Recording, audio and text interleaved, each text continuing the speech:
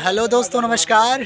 और आज दिल्ली में स्थित अलीपुर में डायमंड फार्म हाउस का शूट चल रहा है और ये है एज अ एक्ट्रेस लक्ष्मी और सिंगर।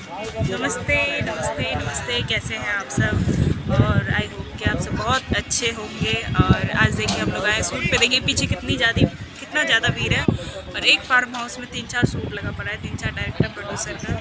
तो आज कुछ ज़्यादा ही भीड़ है हमारे फार्म हाउस। कुछ ज़्यादा ही भीड़ है। हम अच्छे से शूट कर रहे हैं। आपको आनंद जी धीरे धीरे सब कुछ पूरी हिस्ट्री दिखाएंगे कि कैसे शूट हो रहा है। एंड देखिए कुछ राजस्थानी कॉस्ट्यूम है और ये कुछ सेटअप है।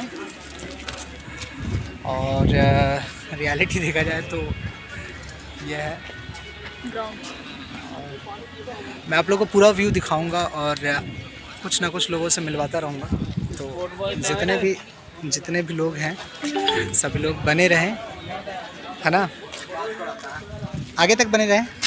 आगे तक बने रहिएगा। ठीक है।